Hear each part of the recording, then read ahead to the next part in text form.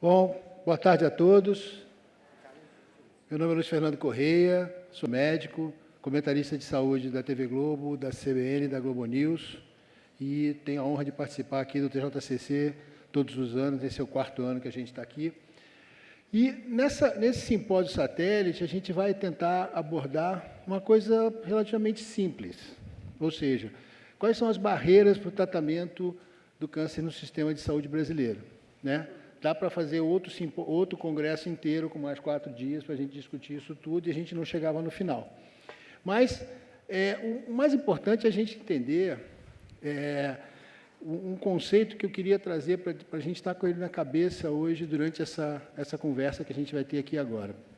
Na última reunião do ASCO, em Chicago, esse ano, um dos temas, um dos títulos, uma das frases de efeito que ficou rodando na cabeça de muita gente foi um novo tipo de toxicidade no tratamento do câncer, que seria a toxicidade financeira do tratamento do câncer. Isso é uma fase de efeito, óbvio, mas que traduz um dilema que está na cabeça de todo mundo, ou seja, principalmente quem é responsável por tentar implantar um sistema, tentar gerir um serviço, ou mesmo no seu próprio consultório, tomar determinadas escolhas, e também para quem está fornecendo os insumos para o sistema. Como é que a gente pode fazer tudo isso, conseguir entregar o melhor tratamento para os pacientes? A gente, hoje em dia, já está trabalhando em saúde com um conceito um pouco mais acima de simplesmente o resultado. A gente busca chegar numa definição de valor para o paciente, e esse valor não é um valor econômico, é o valor que o paciente vai perceber ao receber o seu tratamento, porque não é só o resultado que se mede, é todo o valor que é produzido durante o tratamento, e isso tudo é muito complicado. E uma das coisas mais complicadas vem sendo o aumento estratosférico, quase, do ritmo de ascensão dos custos do tratamento do câncer no mundo inteiro. Então, essa é uma das discussões que a gente tem que estar na cabeça sempre, está na cabeça de todo mundo o dia inteiro quando está pensando, e a gente vai tentar passar um pouquinho por algumas coisas que podem levar a gente a ajudar a entender. A gente vai ter a participação de 3 especialistas, eles vão fazer pequenas apresentações, e depois a gente vai conversar entre nós e conversar com vocês. Tá? Bom, primeiramente eu queria chamar o Dr. Márcio de Biasi para fazer a apresentação dele. O Dr. Márcio de Biasi é oncologista e professor da PUC do Rio Grande do Sul. Dr. Márcio. Boa tarde a todos. Queria primeiramente agradecer à comissão organizadora do evento que me chamou para conversar sobre esse assunto, que para mim é um assunto muito grato, mas um grande desafio, a gente falar sobre o câncer de mama, as barreiras para o tratamento no sistema de saúde brasileiro, é um assunto muito amplo. Então, o ponto onde eu vou tentar abordar aqui é a gente conversar um pouquinho sobre a situação do câncer de mama hoje no mundo, o que a gente tem em termos de como é que funciona esse sistema de saúde brasileiro e onde são os gargalos desse sistema, e falar sobre a linha de cuidado do paciente com câncer de mama, e eu falo em linha de cuidado exatamente porque é uma roda com várias engrenagens, todas têm que funcionar bem para que a gente tenha bons resultados em termos de câncer de mama. E aqui eu me sinto bastante à vontade de falar sobre esse tema, porque eu sou professor na Escola de Medicina da PUC, e na Escola de Medicina da PUC, desde que eu fiz minha formação em oncologia, meu doutorado na Universidade de Chicago, voltei para o Brasil e desde então eu trabalho e leciono na PUC, e lá eu vejo 50 pacientes com câncer de mama pelo SUS toda semana no meu ambulatório, atendidos por 5 a 6 residentes que fazem esse ambulatório junto comigo. Então, além disso, eu tenho uma atividade de trabalho no LACOG, que é um grupo de pesquisa, e também tenho meus pacientes privados no Hospital Mãe de Deus. Então, nas diferentes facetas do sistema de saúde brasileiro, eu tenho essa experiência, essa vivência que eu quero hoje aqui compartilhar com vocês. Segue aqui declaração de conflitos de interesse. E esse é o primeiro ponto que eu queria trazer em termos do câncer de mama. A oncologia, a gente mede os resultados muito por mortalidade. E, apesar da palavra mortalidade talvez ser um pouco pesada, a gente vê que, a partir da década de 90, sistematicamente em diferentes países, ditos desenvolvidos, Reino Unido, França, Estados Unidos, a mortalidade por câncer de mama vem caindo. Nós estamos vencendo a batalha contra o câncer, que é essa doença tão complexa. Especialmente se a gente olha as curvas dos Estados Unidos. Eles têm resultados extremamente bons em relação ao tratamento do câncer. A contrapartida é que dados provenientes do INCA mostram que, no mesmo período, a mortalidade no Brasil vem aumentando. E isso significa que nós temos que pensar o tipo de assistência que nós estamos prestando às nossas mulheres. Esse aqui é um artigo que eu tive a felicidade de participar e de publicar, onde a gente disseca a estrutura de atendimento aos pacientes com câncer na América Latina. Esse artigo foi publicado no Lancet Oncology, que é uma das principais revistas do mundo, e causou um impacto muito grande, especialmente essa informação aqui. Nesse gráfico, as barras, elas traduzem a probabilidade de uma mulher falecer após o diagnóstico do câncer de mama. Isso significa que os melhores resultados são obtidos nos Estados Unidos, com uma probabilidade de falecer ao redor de 20% depois do diagnóstico, enquanto que no Brasil nós estamos próximos de 30%, ou seja, se uma mulher é diagnosticada com câncer de mama no Brasil, é muito mais provável que ela venha a falecer do que se ela é diagnosticada nos Estados Unidos. Quando a gente se compara aqui com a primeira barra, que é a média da América Latina, nós somos pouca coisa melhor e perdemos para Chile, Argentina, Uruguai, Suriname e Porto Rico. Perdemos apesar de sermos uma potência econômica dentro da América Latina, a assistência ao câncer de mama que nós prestamos ainda é bastante subótima. Um dos pontos importantes aqui é essa outra publicação que a gente fez, onde a gente estimou a quantidade de mortes prematuras que a gente tinha no nosso sistema de saúde exatamente por falta de acesso a medicações de alto custo. O tratamento da oncologia ele tem uma sofisticação científica muito importante e, infelizmente, no nosso sistema público, muitas dessas possibilidades terapêuticas não são disponíveis para os pacientes. Esse artigo aqui foi premiado como o artigo mais lido da Sociedade Americana em junho do ano passado. E esse artigo ele falava exatamente sobre uma peculiaridade do sistema de saúde no Brasil e a gente tem que discutir esse sistema de saúde no Brasil. E é nisso que eu vou focar esses próximos slides. Todos nós sabemos que dentro desse sistema nós temos o sistema público e o sistema privado. Hoje, dados do IBGE, agora, eu vi isso aqui agora, dia 24 de setembro, nós somos 208 milhões de brasileiros no nosso país. Desses, 75%, vamos falar em números redondos, ao redor de 150 milhões, tem só assistência pelo SUS, enquanto 25%, que dá mais ou menos uns 50 milhões, tem acesso a um sistema de saúde privado. Esse gráfico é um gráfico que eu extraio, a fonte é o Banco Mundial, e ele nos coloca aqui, vocês vão ver que o gráfico está em inglês, porque é exatamente a cópia do que sai no site quando eu peço para ele plotar o percentual do PIB, por isso que está GDP ali, de Gross Domestic Product, o percentual do PIB que um país coloca na assistência à saúde. PIB é toda a riqueza que um país produz num ano, e nós, brasileiros, colocamos 8,32% do nosso PIB na assistência à saúde. Se a gente compara com os Estados Unidos, um país onde os resultados do tratamento do câncer são muito superiores, além deles terem um PIB muito maior, eles ainda colocam um percentual maior na saúde, eles colocam 16%, quase 17% desse PIB na saúde. Para a gente ter uma ideia, o que isso representa, porque 8,32% do PIB não quer dizer muita coisa. Vamos traduzir isso aqui em dinheiro. São 150 milhões de dólares por ano que o Brasil gasta em saúde, mas isso é o Brasil todo. Se eu separar o sistema público e o sistema privado, eu vou perceber que 46% desse dinheiro vai para o sistema público. Menos da metade do total que o Brasil gasta vai para o sistema público, mas esse é o sistema que atende 75% da nossa população. Então, são mais ou menos 68 milhões de dólares por ano no SUS e 80 milhões de dólares no sistema privado de saúde. É evidente que o cinto aqui está apertado em termos financeiros no SUS. E isso, para a gente colocar em perspectiva isso, eu coloco Estados Unidos, Brasil privado, Brasil SUS, porque são dois Brasis dentro diferente do nosso Brasil. Considerando o PIB, o percentual do PIB investido, aproximadamente são 9.500 dólares por ano que são gastos em saúde nos Estados Unidos.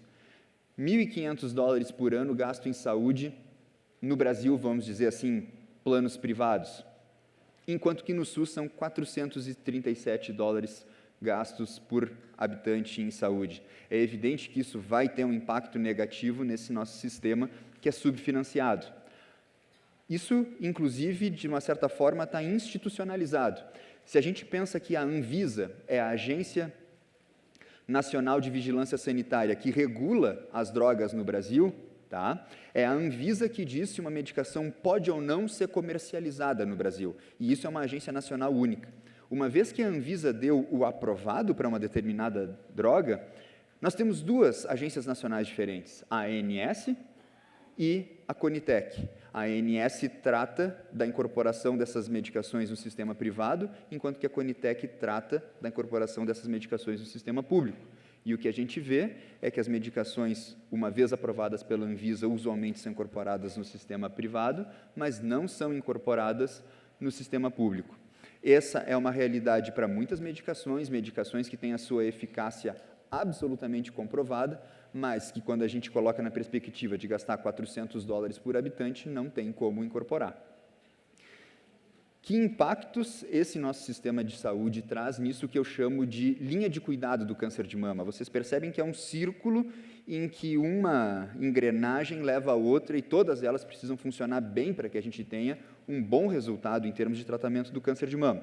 O primeiro ponto é diagnóstico precoce. Quando eu falo diagnóstico precoce, eu quero dizer ter acesso à mamografia, à ecografia e à ressonância magnética, que é um exame que tem que ser utilizado para o rastreamento de mulheres de alto risco. Né? A gente sabe que o Brasil é deficitário em oferecer mamografia para a sua população e a ressonância magnética ela só é aprovada para rastreio nas pacientes de alto risco no sistema privado, não no sistema público. São dados do LACOG, né, o grupo de pesquisa colaborativa onde eu trabalho. As pacientes do SUS no Brasil, o câncer delas se apresenta em estadios mais avançados, e não é porque o tumor é biologicamente pior, é simplesmente porque leva mais tempo para fazer o diagnóstico. Isso aqui é a minha prática diária. Eu não quero mais ver essa foto, eu quero que isso aqui mude, e é por isso que eu fico feliz em vir falar nesse evento Todos Juntos contra o Câncer, porque aqui, sim, com todos os entes envolvidos, a gente pode discutir como melhorar o tratamento da saúde no Brasil. Não apenas um ponto, mas todas essas engrenagens que a gente tem que melhorar. Tratamento. O tratamento do câncer de mama ele é complexo, sofisticado e multidisciplinar. Eu preciso de cirurgia. Nos hospitais do SUS, no hospital onde eu trabalho e falando com vários outros especialistas da área, a fila de espera para a cirurgia mesmo do câncer está em 3 meses, 6 meses. Além disso, a gente tem radioterapia, um tratamento extremamente importante no contexto do câncer de mama, mas muito complexo. Um aparelho de radioterapia, ele custa ao redor de $2, 3 milhões. E ele, exatamente pela sofisticação que a gente tem em termos de planejamento do tratamento, o raio aonde ele incide, eu tenho que proteger órgãos nobres, acertar o tumor, e a gente tem uma grande carência em termos de radioterapia, especialmente no sistema público de saúde. Também o tratamento sistêmico, o acesso às medicações de alto custo, que era um dos pontos que estava sendo levantado aqui pelo diretor da nossa mesa. Também aqui nós temos, e o que eu já também exemplifiquei com essa diferença de agências regulatórias, a ANS e a Conitec, né, o acesso ao tratamento sistêmico também ele é dificultado no sistema público de saúde. Motivo pelo qual aquele artigo que a gente publicou na Sociedade Americana de Oncologia foi o artigo mais lido, exatamente porque as pessoas se interessaram por saber dessa situação tão peculiar do nosso país.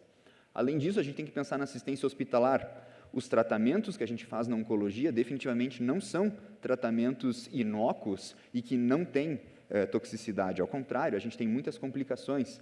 E quando também o paciente progride, esse tumor fica avançado, ele começa a ter metástase óssea, dor, fratura óssea, muitas situações que requerem o atendimento hospitalar. E o que a gente vê nesse sentido, especialmente nos últimos anos, é uma restrição nos tetos de atendimento dos pacientes do SUS, cada vez mais as emergências ou superlotadas ou tendo que fechar suas portas, né? Essas imagens aqui não são da emergência do meu hospital, eu não tiraria o rosto de paciente, mas são imagens que, se a gente coloca emergência SUS no Google, é isso que vem. E, finalmente, os cuidados paliativos, onde a gente também tem grandes dificuldades pela falta de equipes multidisciplinares para tratar esses pacientes, inclusive a ausência dessas equipes multidisciplinares fazem com que a gente não ofereça aos pacientes coisas baratas, como, por exemplo, morfina. Morfina, uma medicação extremamente efetiva em reduzir a dor do paciente que tem câncer metastático, e muitas vezes é o que a gente, muitas vezes não, na verdade, é a nossa obrigação, né? A gente jura curar quando possível, mas aliviar a dor sempre, né? Mas exatamente pela falta dessas equipes multidisciplinares, o Brasil se coloca numa posição bastante aquém do resto do mundo em termos de uso de miligramas de morfina per capita. Nós temos que pensar a assistência ao câncer de mama no Brasil em todos esses aspectos diferentes disso que eu chamei linha de cuidado. Se a gente conseguir melhorar todos os aspectos que eu estou aqui levantando, certamente aquele gráfico que eu mostrei no início, onde a probabilidade de morrer por câncer de mama é muito maior no Brasil do que nos Estados Unidos, a situação vai melhorar. Bom, não adianta a gente aqui mapear esse sistema sem trazer uma perspectiva de solução para esse problema que nós estamos levantando. De uma forma muito pragmática e objetiva, primeira coisa é investimento. Com $400 per capita gasto em saúde, não tem como fazer milagre. A gente tem que aumentar a quantidade de dinheiro que a gente coloca no nosso sistema de saúde, né? Mesmo o sistema privado precisa aumentar, mas o sistema público precisa urgentemente aumentar essa quantidade de dinheiro investido em saúde. Além disso, a gente tem que abrir os nossos olhos para a pesquisa clínica. Teve uma palestra, na verdade, um fórum, uma sessão de discussão sobre pesquisa clínica, e pesquisa clínica é uma forma de desonerar o sistema de saúde, é uma forma de permitir aos pacientes terem acesso ao tratamento de ponta, porque a pesquisa clínica ela só é aprovada quando uma medicação é potencialmente melhor ao que de melhor existe no mundo. Então, lá na PUC, no Mãe de Deus, a gente tem centros de pesquisa, e no contexto, por exemplo, do paciente que é tratado no sistema público de saúde, se essa pesquisa é uma pesquisa internacional, o paciente está sendo tratado na Universidade de Chicago, onde eu fiz a minha formação, em Harvard ou no Japão, e esse protocolo também está aberto lá na PUC, o paciente vai receber exatamente o mesmo tratamento. Ou seja, o que de melhor existe no mundo ou uma medicação que pode ser ainda melhor.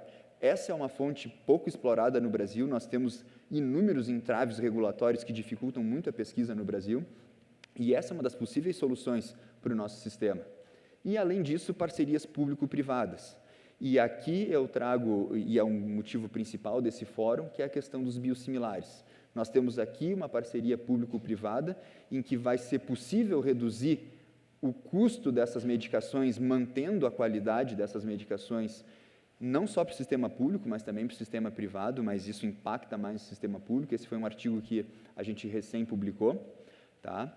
E esse é um dos pontos que eu quero trazer como uma luz que eu vejo no fim do túnel. Todas aquelas engrenagens que eu mostrei e todos os pontos que nessas engrenagens não funcionam bem, esse aqui é só um ponto, né? De todas aquelas situações, aqui a gente está trabalhando com melhorar o acesso às medicações de alto custo.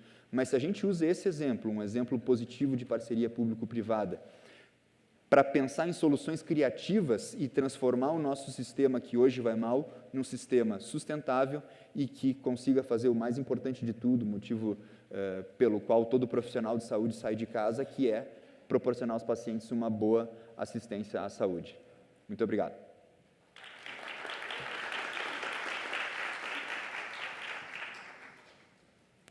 Obrigado, Tomásio. E agora eu queria chamar o Dr. Stefani, oncologista do Hospital de Câncer Mãe de Deus, de Porto Alegre. Muito obrigado. É prazer vir participar do evento novamente. É um privilégio poder falar para uma plateia interessada num tema que também me é muito grato, muito caro. É um tema que nos provoca a pensar em soluções para um país que tem uma série de dificuldades. Obviamente, evidente que se o nosso recurso fosse infinito, a gente não precisava nem estar discutindo. Basicamente, recurso infinito, tudo que eu pudesse incorporar, eu incorporava. O problema é que nós vamos ter que trabalhar numa mensagem, num conceito, de utilizar bem o recurso para beneficiar o máximo possível de pessoas e diminuir um conceito muito forte no Brasil, que é a inequidade. O Márcio bem colocou, é impossível a gente ter 20% da população privilegiada que tem um acesso ao plano de saúde, gastando metade do que se gasta em saúde e o resto, a outra metade, com todo o resto da população. Obviamente, tem um cenário de inequidade que tem que ser trabalhado. Para isso, eu vou convidar vocês a algumas reflexões. O potencial conflito de interesse é protocolar, nada que vá atrapalhar a equidistância das informações, e eu começo a questionar a plateia aqui. Eu vou fazer um convite. Algumas pessoas olham esse trem e enxergam indo na direção de vocês. Outras olham e vêm vindo na minha direção aqui. Quem é que enxerga indo na direção da plateia? Na outra, o resto nem viu que tem trem, é isso? Até entendo, depois do almoço, assim, isso pode dar um pouco de cansaço, mas não se preocupem, depois a gente disponibiliza e vocês podem passar a noite inteira tentando fazer isso. A mensagem aqui é que eu quero que vocês invertam o raciocínio. Algumas pessoas que vêm de um jeito, se olharem com um pouco de cuidado, dá para ver as duas coisas. Tá certo? Não se preocupem, isso não é para medir inteligência. Isso é para ver a capacidade de vocês mudar um pouco o cérebro aqui, olhar numa perspectiva, numa possibilidade de inverter o raciocínio. Então, eu convido vocês exatamente a fazer isso. Imaginem que agora vocês são gestores de um recurso finito e querem usar da melhor forma o dinheiro, certo? Como fazem todo dia em casa. Só que eu quero que vocês absorvam a mensagem dentro de uma perspectiva de saúde no país. Obviamente, o primeiro passo a primeira coisa a fazer é dar um passo para trás e olhar toda a fotografia. Não posso simplesmente olhar só para o próprio umbigo, olhar só para uma doença, olhar só para um problema e dizer assim, não, vou usar todo o meu recurso, toda a minha capacidade de solução num ponto só e não olhar o resto. Eu corro o risco de não tomar a decisão certa e desprivilegiar a maioria das pessoas. Nesse mesmo cenário, a gente tem que entender que o mundo tem mudado. Primeiro, que a população está envelhecendo. A população mais velha e sobrevivendo a doenças cardiovasculares, a doenças infecciosas, eu vou me deparar cada vez mais com câncer. Até 2030 vai ser a principal causa de morte no país. Na nossa cidade, Porto Alegre, até ano que vem ela já vai ultrapassar as doenças cardiovasculares. Ora, obviamente, isso tem que entrar na pauta. Tem que prestigiar esse tema com urgência. Da mesma forma, evidente que não é para enxergar cada detalhe do slide, mas ele só mostra qual é a perspectiva, então, de novas drogas. Para vocês entenderem esse landscape aí, é muito interessante. Olha, imaginem que aquela pizza ali, cada fatia dela é uma doença, certo? Quanto mais afastado do centro, quer dizer que mais adiante tem um estudo já em desenvolvimento. E cada cor é um remédio. Portanto, vocês vão ver que tem drogas que já estão na fase mais avançada de desenvolvimento, já estão em fase 3, fase 4, inclusive. Tem algumas drogas que estão começando a se desenvolver, fase 1, mas a mensagem é, nós temos dezenas de medicamentos, coisa que não se tinha. Os medicamentos, na década de 70, era meia dúzia de remédio. E eles não eram nem muito caros, o gráfico ilustra muito bem. Vocês podem ver que no início da década de 70 tinha alguns remédios, o preço deles ali variava entre 3, 4 mil reais mensal, não era nada absurdo. O fato é que agora nós estamos olhando para o outro ponto do gráfico, onde eu tenho várias opções terapêuticas, todas surgindo a todo momento. Interessante, isso é promissor, isso é entusiasmante para quem lida na área, é uma mensagem positiva para os pacientes, só que, evidentemente, eles estão vindo com custos muito mais altos. Para vocês terem uma expectativa, hoje talvez a gente divida assim, ó, os remédios eles podem ser muito caros, incrivelmente caros, ou então exorbitantemente caros. O fato é que o custo médio de um tratamento para câncer há 4 anos atrás, há 5 anos atrás, era $4 mil mensal. Hoje, um medicamento, quando entra no mercado, ele já sai a $10 mil por mês. Cada remédio. Ora, obviamente seria irresponsável eu não olhar para isso com cuidado e tentar pensar em soluções. O mais preocupante é que nem todos entregam aquilo que prometem.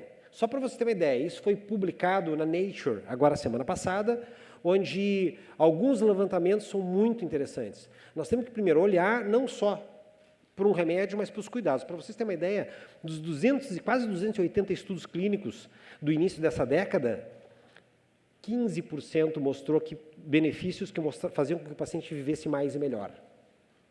Todos eles estão aí, mas só 15% das drogas novas conseguiram fazer com que as pessoas vivessem mais ou melhor. Eu não posso também olhar para esse número e não dizer, não, peraí, eu tenho que um pouco de crítica, então.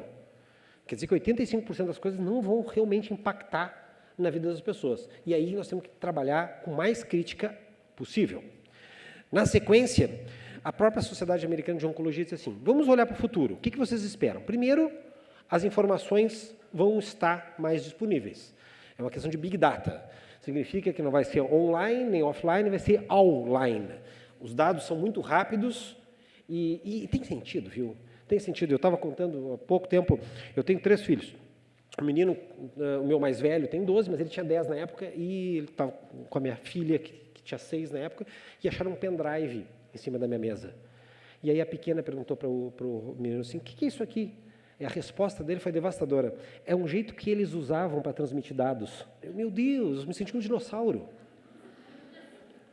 O jeito que eles usavam no passado, né, para eles é uma coisa ultrapassada. E vocês têm desses em casa, eu tenho certeza, que olham para o pendrive e acham uma coisa pré-histórica. E eu que acho muito moderno ainda. Na sequência, também, nós vamos ter medicina melhor, remédios mais sofisticados e interessantes. Drogas que vão agir em mais de um ponto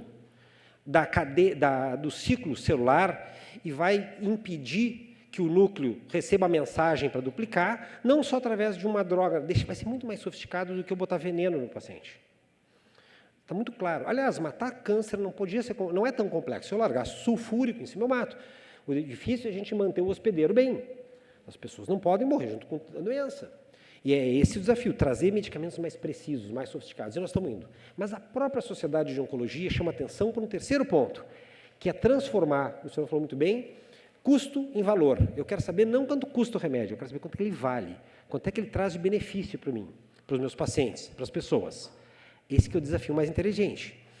A maneira de fazer isso é um tremendo dilema, é muito difícil. E, tem um autor importante, chamado David Edmond, que ele convida as pessoas a fazer uma reflexão. Imaginem este gordinho aqui na ponte, se eu empurrá-lo, ele morre, mas eu salvo 4 pessoas que estão no trilho. Ou vou fazer mais difícil do que isso. Ele está no trilho e se eu disser para ele sai, mas 4 pessoas morrem na sequência. Pessoal, o que se faz? Não tem resposta certa e resposta é um dilema. Interessante que aqui de cima eu sempre vejo na plateia um e outro gordinho fazendo assim com a cabeça. Não empurra o gordo. Isso não é bullying, tá? Como eu falei, não tem resposta certa e errada. O fato é que em ciência e em medicina nós tomamos decisão de alocação de recurso todos os dias. E quando eu aloco num setor, eu estou desalocando em outro. Infelizmente é assim. Isso é muito duro. Inclusive, tem todo o sentido, o que foi mencionado, olha, vamos botar mais dinheiro no sistema. Mas toda vez que eu disser que eu tenho que botar mais dinheiro no sistema, eu tenho que escolher qual é o local que eu vou tirar também recurso. Vai ser de educação, vai ser de segurança, vai ser de infraestrutura, de algum lugar esse recurso tem que vir. Não existe mágica. Mas existem soluções mais interessantes.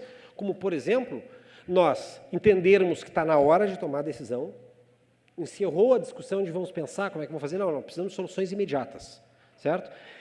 Obviamente vamos pensar em soluções para a próxima década, mas nós já precisamos de soluções para amanhã ou depois.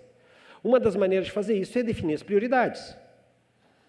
Definir prioridades talvez seja parar de gastar no lugar errado. Esse aqui é um movimento muito interessante, chama Choose Wisely, mundial, onde se perguntava para cada especialidade médica o seguinte: onde é que vocês me dão uma lista, por favor, de coisas que vocês acham que não deve ser feita? Coisas que o paciente deve perguntar e questionar ao seu médico, empoderando o paciente da tomada de decisão. Isso é ótimo. Por exemplo, o paciente que tem hipotireoidismo, tenho certeza absoluta que vários de vocês aqui já receberam solicitação no consultório do médico de pedir T3, T4 e TSH. Lamento dizer, não tem fundamento nenhum. Não existe fundamento em hipotireoidismo fazer dosagem de T3. Não existe nenhum sentido nisso. Em 15% dos pacientes que têm hipertireoidismo, o T3 pode explicar alguma coisa. Agora, em hipotireoidismo não tem indicação nenhuma, mas é o caguete de pedir T3, T4, TSH. É dinheiro jogado fora. É dinheiro jogado fora, que não precisava ser usado. Pedir antígeno carcinoembriônico, que é um exame de sangue, para screening, triagem de câncer de intestino, está errado. Ele não ajuda absolutamente em nada. A própria sociedade da especialidade diz não façam. Isso é feito e é dinheiro jogado fora. Então, obviamente, a primeira coisa a fazer talvez seja reduzir custos onde está sendo mal usado. Outros pontos são aumentar o acesso a pacientes a protocolo de pesquisa, muito bem mencionado previamente. Ora, se eu puder ter esses pacientes que são um patrimônio muito grande deles mesmos, esses pacientes podem entrar em protocolos, recebem as drogas sem custo nenhum, e correm, entre aspas, o risco, entre aspas, de se sair muito melhor do que os tratamentos convencionais. Porque num protocolo, ele, no mínimo, recebe a melhor terapia disponível no mercado, versus a melhor terapia mais alguma coisa ou não. E ninguém imagina que seja uma má ideia para doenças graves aproveitar essa oportunidade. É uma tremenda oportunidade, aliás, pode mudar a vida de algumas pessoas. Outra estratégia apontada é muito dura, é discutir preços diferentes para países mais pobres. Ora, se os americanos têm 17% do PIB deles alocado em saúde, eu vou dar uma perspectiva numérica. Nós gastamos no Brasil 9,6% do nosso PIB em saúde. Lembrando que é metade com os 20% que tem plano de saúde e outra metade com todo mundo. 9,5%, portanto, em saúde pública a gente gasta menos de 4%. 4,5%, na verdade. Um pouco mais de 4%. Os americanos gastam 17,5% do PIB deles em saúde. Quase 1 em cada 5 dólares gastos pelos americanos é em saúde. Eles têm preços que podem ser compatíveis com a renda deles. Esses preços talvez não sejam viáveis para nós. E nós temos que discutir claramente se não é razoável pleitearmos preços diferentes para países mais pobres. E o outro ponto que a Sociedade de Oncologia Mundial tem assinalado é a incorporação dos biosimilares. São drogas que elas não são genéricos, não são cópias exatamente. Elas partem de de um rigor científico de construção, muito mais complexo do que fazer uma cópia, e elas se provam cientificamente equivalentes a drogas de referência. Novamente, se nós entendemos que eu tenho uma possibilidade de, com isso, reduzir o impacto de orçamento, as 3 estratégias podem sobrar recurso para nós emplacarmos em situações que nos são carentes atualmente. Fazendo uma análise bem prática, novamente, não é para ler item por item, a literatura é farta de dados que mostram que a inclusão do biosimilar, por exemplo, reduz despesa, reduz custo. Reduz custo porque ele oferece um competidor no mercado, o que é saudável, e porque ele, especificamente, entra no mercado já com preço menor. Isso aumenta acesso. Eu aumento a possibilidade de ter incluídos nesse processo. Ou, no mínimo, eu garanto que com o mesmo recurso eu consigo acessar, ter atendimento para mais pessoas. Obviamente, isso deve partir do pressuposto que eu tenho qualidade suficiente para oferecer resultados equivalentes à marca de referência original. E esse tema de casa tem sido feito. Os estudos têm provado e têm mostrado que oferecem resultados equivalentes. Bom, então serve. Inclusive, dados apresentados na ASCO agora têm quase mostrado resultados melhores. Foi uma coisa que nos dá mais tranquilidade e segurança de incorporação, desde que seguir o conceito, como todos os medicamentos, aliás, de qualidade, que vai ser falado sobre já depois. Bom, esse tema está em pauta há um bom tempo. Esse tema faz quase uma década que já tem sido discutido. O que nós podemos fazer para reduzir a curva, que hoje é exponencial, de aumento de custos em saúde, em oncologia particularmente? Porque, muito bem mencionado, isso não é custo para um sistema, ele é custo para o paciente, que de um jeito ou de outro ele não vai estar tendo acesso a essas drogas de alto custo, porque o recurso é finito e insuficiente, ou o custo atuarial vai exigir uma contribuição, mesmo para os pacientes que têm um convênio. Mas eu tenho convênio, isso é um problema só meu, não é um problema para todos, não é um problema que eu tenho que ter porque eu tenho convênio. Não quer dizer, porque se eu tenho um impacto grande de custos em qualquer operadora de saúde, o cálculo atuarial vai fazer com que, progressivamente, a mensalidade aumenta e eu tenho, para cada real que eu aumento dos custos, um número específico de pessoas que acaba saindo desse sistema. Entenderam? Eu aumento o número de excluídos cada vez que eu incorporo alguma tecnologia. É um cálculo básico de ciência atuarial. Não é à toa que se perdeu 20% do grupo de pessoas que era capaz de pagar um plano de saúde no passado. E o grande problema de não poder viabilizar isso é que esse pessoal, que por algum motivo ou outro deixou de estar no sistema de saúde privado, ele cai no sistema público, que já é moroso e subremunerado. Ou melhor dizer, ele tem pouco budget e ele ainda tem morosidade. Eu aumento uma fila que está pesada, inchada e com dificuldades severas de orçamento. Então, obviamente, toda e qualquer estratégia de melhorar a eficiência do sistema, ela tem que ser vista com muito cuidado e ser implantada com a máxima urgência possível. Uma vez que, se a gente não fizer isso, nós vamos enxergar as curvas hoje de pessoas com menos acesso cada vez aumentar. E a maneira de rebalizar isso é muito simples. O paciente tem que estar no meio dessa história toda.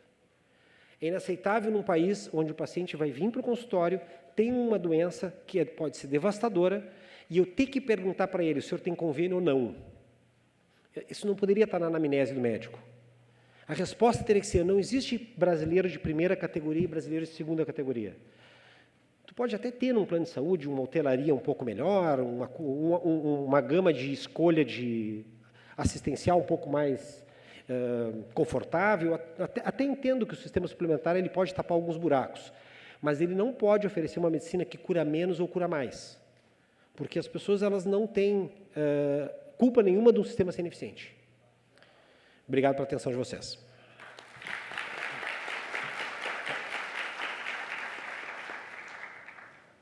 Obrigado. Bom, agora eu queria convidar a doutora Rogéria Moreira, que é diretora de pesquisa do COI, Centro de Oncologia Integrado no Rio de Janeiro, que vai falar um pouquinho sobre a pesquisa nesse contexto. E como a gente viu, é parte importante que a gente tem que estimular no Brasil. E a gente tem que discutir algumas barreiras que estão no caminho. Por favor.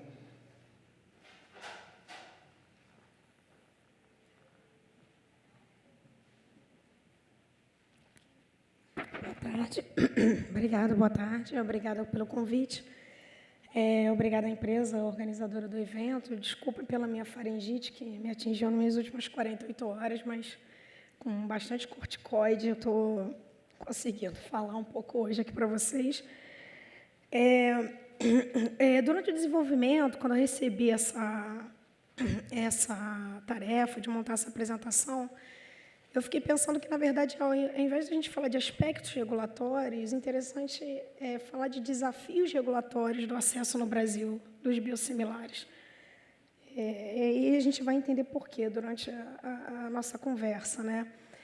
Uma coisa que chama muito a atenção, porque sempre quando a gente traz uma novidade para o mercado, as pessoas ficam...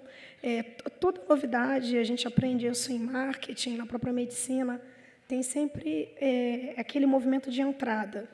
E esse movimento de entrada é um movimento que só cada país vai aprender da sua forma.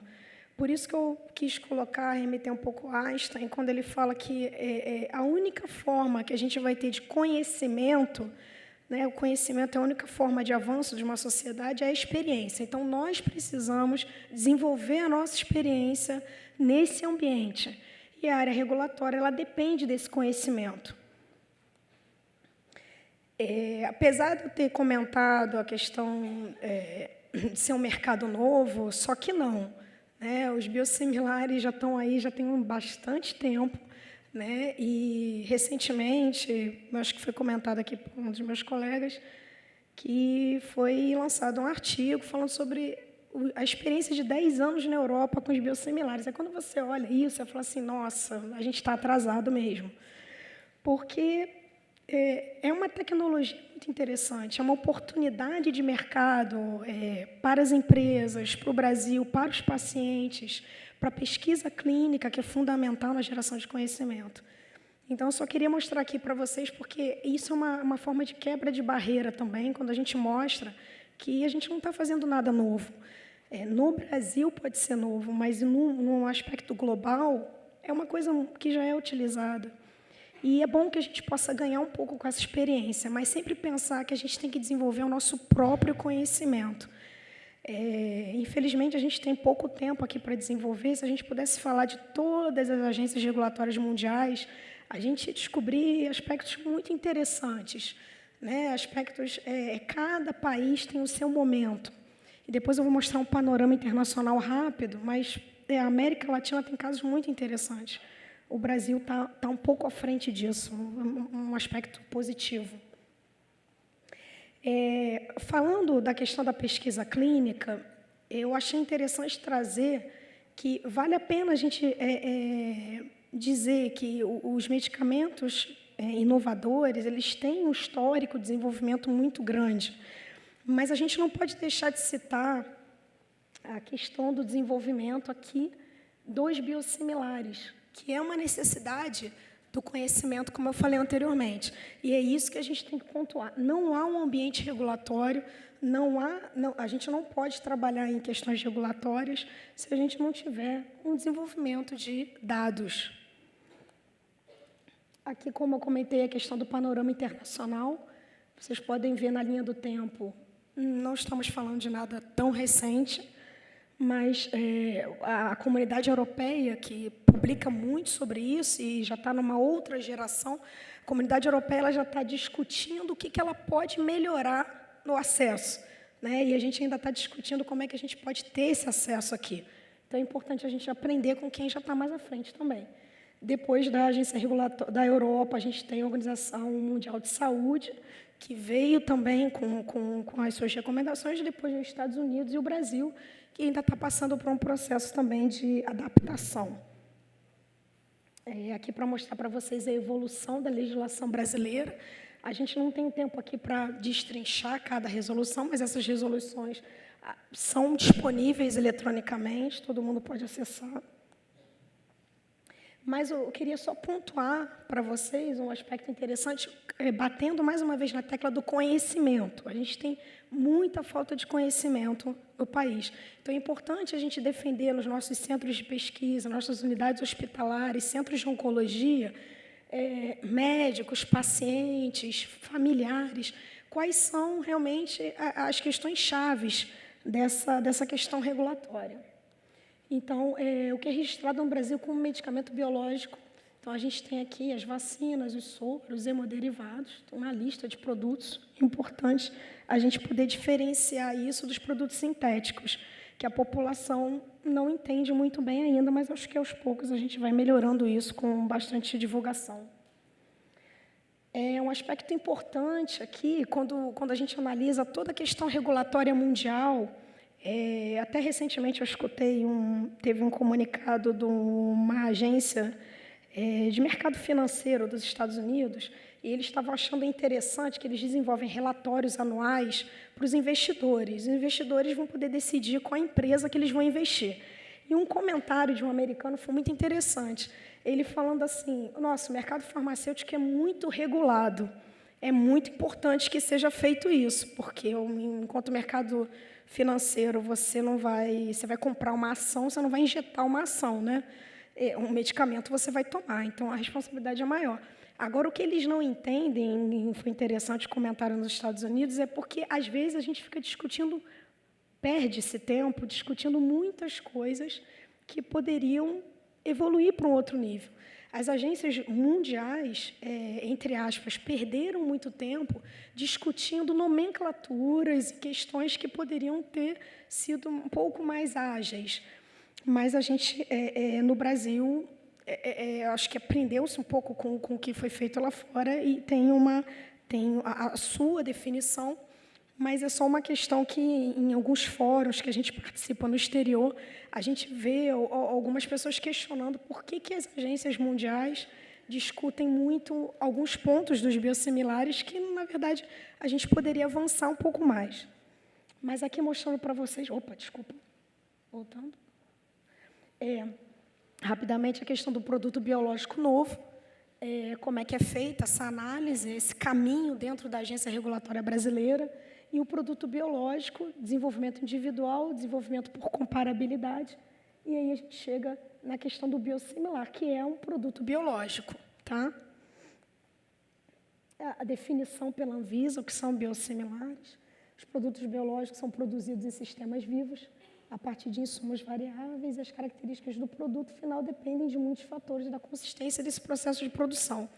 É interessante, todo esse material está disponível eletronicamente, mas eu fiquei pensando que a gente considera tudo sempre muito novo, mas se a gente for olhar a própria biotecnologia, ela vem dos primórdios da humanidade, né? Quando as pessoas começaram a fazer pão nada mais é do que uma fermentação, aquilo dali já era uma biotecnologia. Então, é interessante a gente pensar que a gente não existe criação, talvez, de coisas novas. A gente está adaptando tecnologias a novas funções que a humanidade necessita. O que a gente necessita hoje, como o Stefan comentou, é de acesso. Se os recursos fossem infinitos, a gente não estava discutindo acesso. Aqui é uma questão do registro ainda, né? A gente tem todos os pontos importantes, que é uma pena que a gente não possa destrinchar cada tópico. Eu só achei interessante trazer isso para vocês, Porque, por exemplo, a agência regulatória da Dinamarca, ela já está num outro patamar. Ela está discutindo agora ações de farmacovigilância com ferramentas tecnológicas, facilitando esse tipo de informação.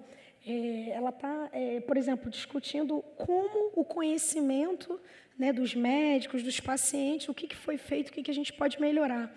Eu queria mostrar outro. Tem como clicar aqui? Eu queria passar um vídeo rapidinho, bem curtinho, para vocês entenderem um pouco a dinâmica dos biosimilares. Tem como Understanding biosimilars. In laboratories around the world, scientists are continuously revolutionizing healthcare. How? By providing doctors with a new, exciting type of medicine that can treat a range of serious conditions, from cancer to anemia to autoimmune diseases. These medicines are known as biologics. Biologics are based on naturally existing proteins in the human body.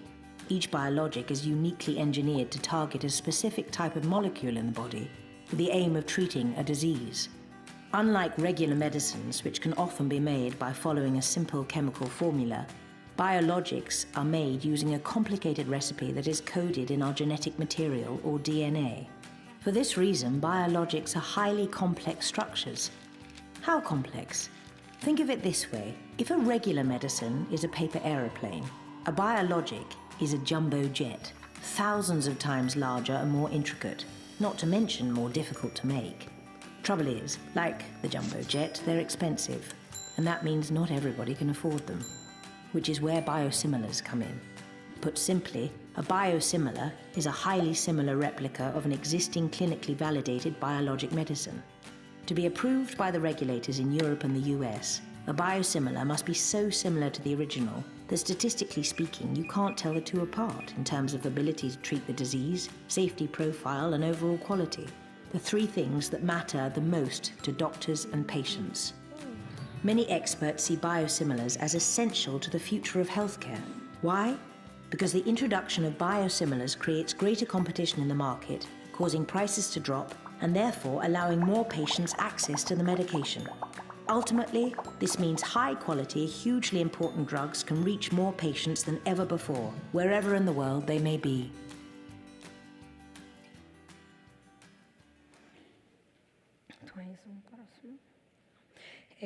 Um outro aspecto interessante é que, às vezes, eu observo isso no meu trabalho como consultora da Anvisa, a questão do peso que, às vezes, a gente sente em relação à questão regulatória. E eu achei interessante que foi feita uma pesquisa nos Estados Unidos e na Europa recentemente, falando que existem 4 fatores de mercado que realmente regulam essa questão de entrada, de acesso dos biosimilares na população e na sociedade. O aspecto regulatório, ele é apenas um dos pilares. Então, a gente tem ainda a questão da adaptabilidade naquele cenário de tratamento, a gente tem a questão da confiança e a questão do custo, como já foi comentado anteriormente. Como eu falei anteriormente, a questão dos desafios, né? Então, a gente tem vários aspectos importantes que podem estar interferindo nessa questão de acesso. O regulatório é um deles, e essa análise que foi feita também global, ela avalia a questão regulatória como, em alguns locais, em alguns países, pode-se observar uma regulamentação inexistente ou insuficiente referente a medicamentos biológicos e biosimilares. A gente tem, aqui na América Latina, um país que sequer tem uma possibilidade de regulamentação. Quando a gente tem reuniões de agências, a gente percebe essa dificuldade de alguns países, mas, mais uma vez, a questão do conhecimento desenvolvido localmente, a questão das pesquisas, isso daí tudo vai poder ajudar futuramente todos os países a terem um avanço nesse sentido.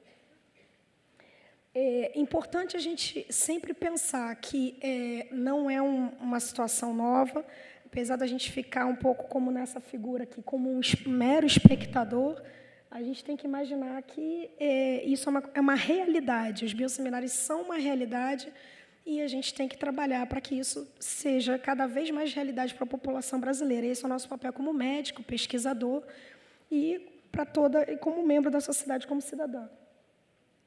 Eu só queria deixar essa mensagem para vocês, que, na verdade, assim como o mercado financeiro americano às vezes comenta que a gente se pega, alguns países se pegam em alguns detalhes que poderiam mais avançar, a gente tem que pensar que um novo caminho se abriu. Então, talvez, se a gente continuasse seguindo em frente, pensando na melhoria do conhecimento, dos ambientes de regulatório, a questão de custo, a gente pode chegar a um final feliz aí para a sociedade do tratamento do câncer. Obrigada, desculpa.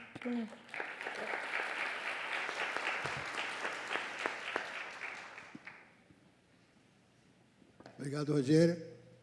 Bom, antes para poder lançar algumas perguntas aqui para começar a conversa, acho que eu vou conversar com o Márcio, que está aqui do lado, o seguinte, como é que a gente consegue trazer, qual é a realidade de trazer a pesquisa para a prática do ensino médico na escola? Porque é uma coisa curiosa, a gente, pelo menos a minha formação, faz algum tempo, 30 anos atrás, o que eu vejo é alguns lugares de ponta você associa a pesquisa e ensina a pesquisa, além daquela coisa mínima que se aprende no curso. Qual a sua perspectiva como professor da realidade atual da pesquisa dentro da formação médica? Olha, eu acho excelente essa colocação que tu fizeste. Eu me formei em 2005, eu tenho 12 anos de formado.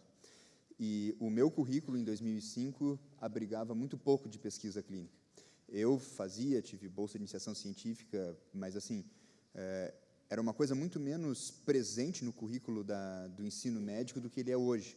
Hoje, os alunos na universidade eles têm cadeiras já iniciando a questão da pesquisa, desde as áreas básicas até as áreas clínicas, desde o segundo semestre da faculdade, pelo menos na universidade onde eu trabalho. Eu acho que isso é um movimento muito positivo.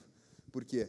Porque a pesquisa clínica ela qualifica o médico que faz a pesquisa clínica, porque uma coisa é eu atender um paciente e ninguém audita aquilo que eu fiz, enquanto que pesquisa clínica é auditado por qualquer ente regulatório no mundo.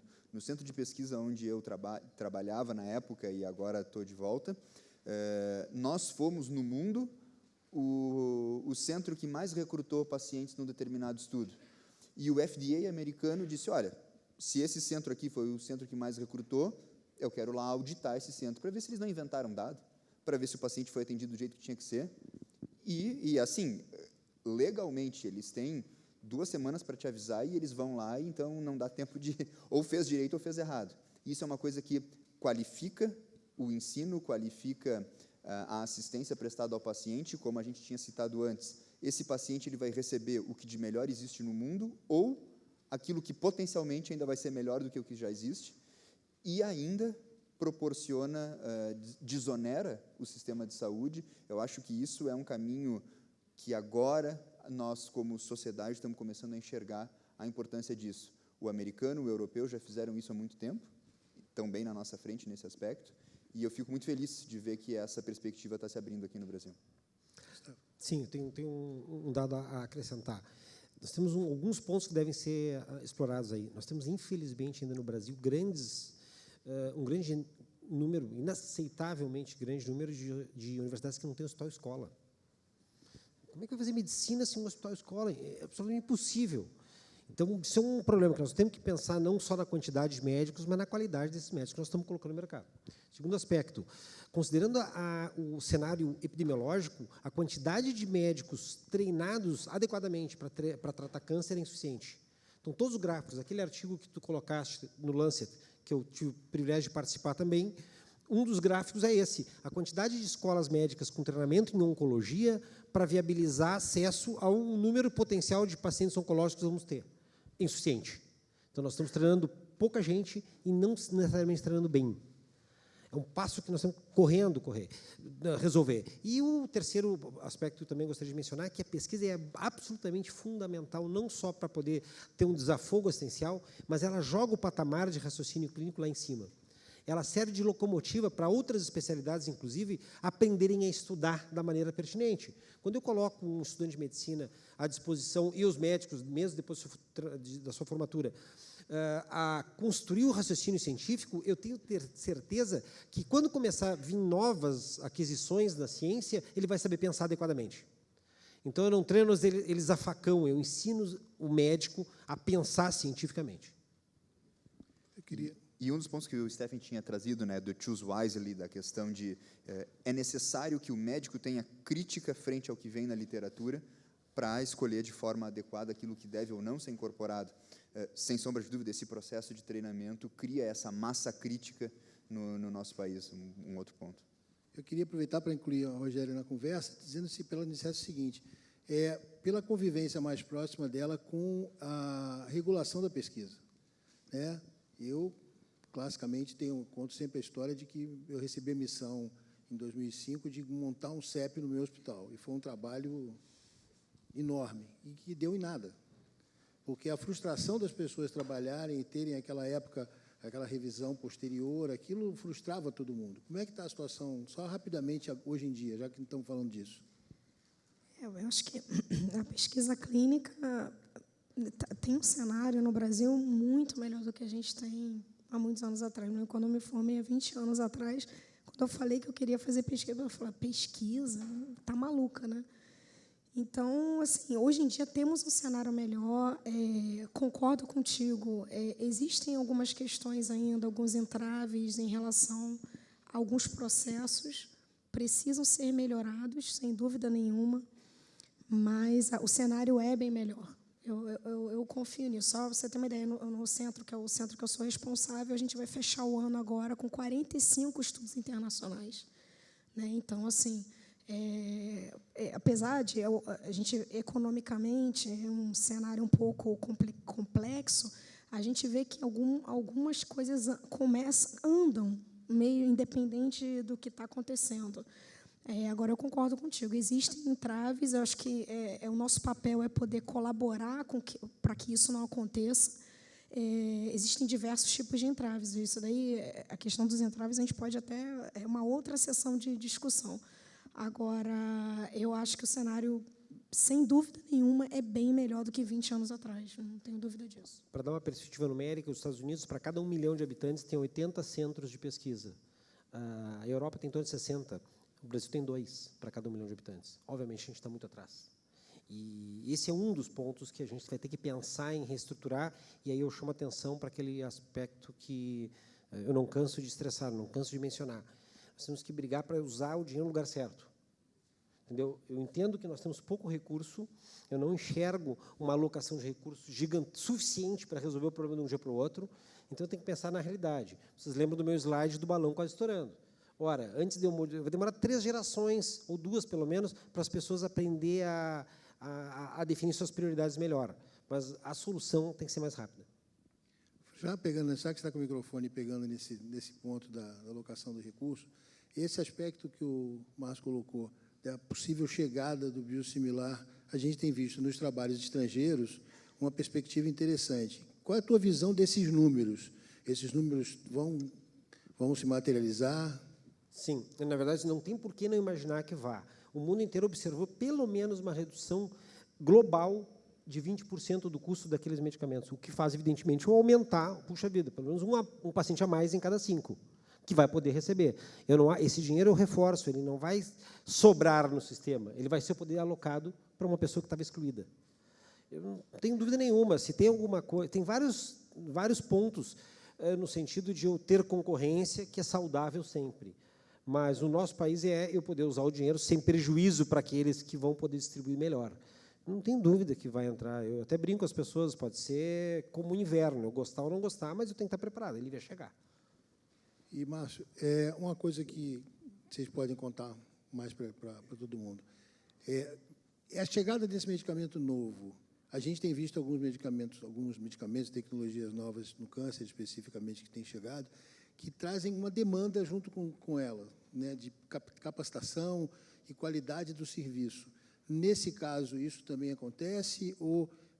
Porque isso é um problema no Brasil, né? A gente tem essa distribuição irregular de serviços. Então, a chegada de um biosimilar vai demandar também uma capacitação extra, como algumas tecnologias novas, ou as tecnologias que a gente tem, a capacitação do nosso profissional de saúde para poder absorver isso?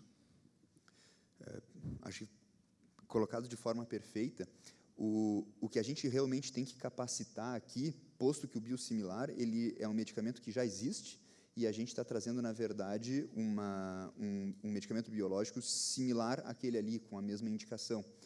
O ponto onde a gente tem que realmente se capacitar, e inclusive isso remete à própria regulamentação da Anvisa, que coloca no médico a responsabilidade de decidir se ele permite ou não, ou incorpora ou não esse biosimilar. O nosso principal ponto é formar uma massa crítica de médicos que possam, primeiro, entender o que é um medicamento biológico, entender que nenhum medicamento biológico é idêntico, mesmo o biológico de referência, ele acaba, entre aspas, se transformando em um biosimilar de si próprio, porque a célula que produziu o primeiro anticorpo monoclonal lá 20 anos atrás, não é mais a mesma, mesmo no referência.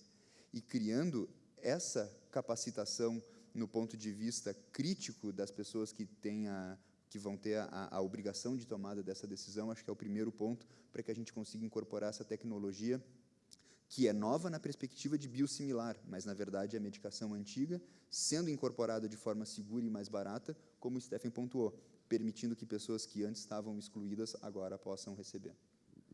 Muito bom. Acho que a gente pode aproveitar agora os minutos que a gente tem para pegar algumas questões da plateia. Temos as pessoas para nos ajudar, com microfones. Eu não estou conseguindo ver todo mundo aqui, mas melhorou agora com a luz, para a gente saber se a gente tem algum candidato aí. Temos aqui na esquerda.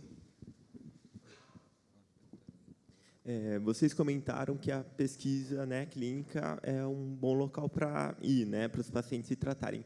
Mas como que é esse investimento em pesquisa clínica? Eu, por exemplo, trabalho dentro do Hospital Albert Einstein, no núcleo de oncologia, que é como se fosse filantrópico, que a gente abre editais de pesquisas, e é muito pouco, ou as que vêm são com poucas qualidades. Como que a gente trabalha com a pesquisa e como é esse investimento na visão de vocês, se a gente quer que isso aumente, para que mais pessoas tenham acesso, para que isso funcione? Eu acho que um ponto essencial disso que tu levanta é exatamente essa questão de vocês abrem o edital e vêm projetos de má qualidade. É exatamente o que o Stephen havia pontuado. Nós temos que realmente treinar o médico brasileiro a fazer pesquisa e fazer melhor, né? E a gente tem um grande potencial para isso. Acho que aqui a gente tem, por enquanto, exemplos isolados, né? 2 centros de pesquisa para cada...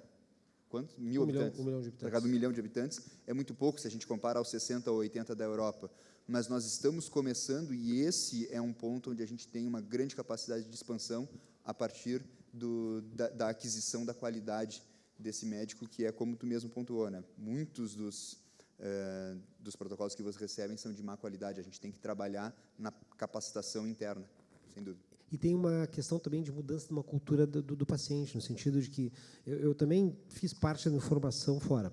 Eu estava em 1999 nos Estados Unidos, eu estava fazendo meu fellowship em Stanford, os pacientes batiam na porta. Eu queria saber, eu tenho um câncer de intestino, e eu queria saber se tem algum protocolo para eu entrar. E era tão interessante que o meu preceptor, na época, a gente discutia os casos com ele, e ele perguntava, eu vinha apresentar qualquer caso, ele perguntava em qual protocolo ele pode se incluir. Nenhum, bom, então dá para fazer qualquer tratamento estándar, como se fosse que pena. E hoje a gente não tem essa cultura ainda de imaginar que, potencialmente, eu pego uma doença que pode ser incurável em alguns cenários, e eu sair um pouco daquilo que é o tradicional, talvez seja a sacada para o paciente mudar. E o que a gente já viu com vários casos, os primeiros pacientes que se curaram de doenças incuráveis é porque eles fizeram tratamentos que não eram o tratamento tradicional. Mas isso vai demorar talvez uma geração.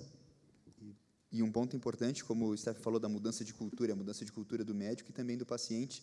E aqui eu participei de alguns estudos de biosimilar e muitas vezes os pacientes dizem, não, mas doutor, eu vou ser cobaia, até que eles conseguem entender que, na verdade, a questão da cobaia foi há muito tempo atrás, num modelo animal, e quando essa droga é testada num ser humano, é porque ela já tem um potencial gigantesco de trazer benefícios, e os pacientes, muitas vezes, eles têm uma resistência inicial, e eu conversava com os pacientes, e, na medida que eles percebem toda a seriedade do trabalho que é feito ali, dos benefícios que isso traz, não só para eles, mas para a humanidade toda, com o conhecimento que se produz, isso é uma coisa muito bonita, um nicho que se abre e que a gente tem muito a explorar aqui. Queria fazer um rápido comentário. Essa pergunta que você fez é muito interessante. É a pergunta que eu me fiz há 2 anos atrás. E eu posso te dizer agora a resposta que aconteceu com a gente. São 2 palavras, investimento e conhecimento. Não tem como, se não tiver investimento no centro, nas atividades. A gente tem uma área especial de recrutamento de pacientes. A gente utiliza diversas ferramentas para isso. A gente tem um aplicativo gratuito, vocês podem baixar na Apple Store, Google Play, fazendo propaganda das empresas aqui. E as pessoas podem saber, médico, paciente, quais são os protocolos que estão em aberto. E o paciente vai procurar isso. Não é uma ferramenta nova. Tá? Se a gente for olhar, nos Estados Unidos já tem ferramenta de aplicativo por geolocalização, que um dia acho que a gente já chega lá.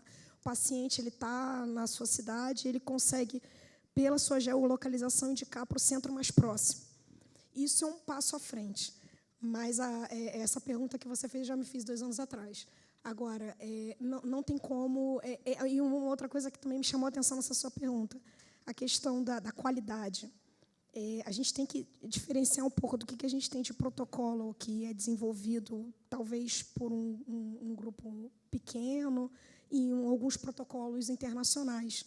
Existem alguns entraves para algumas decisões de aprovação desses protocolos, mas existem alguns momentos que a gente tem que entender um pouco essa diferenciação e criar núcleos de experiência dentro da unidade e aprendendo com conhecimento. A gente não aprende se a gente não trabalhar dia a dia, e esse crescimento é contínuo.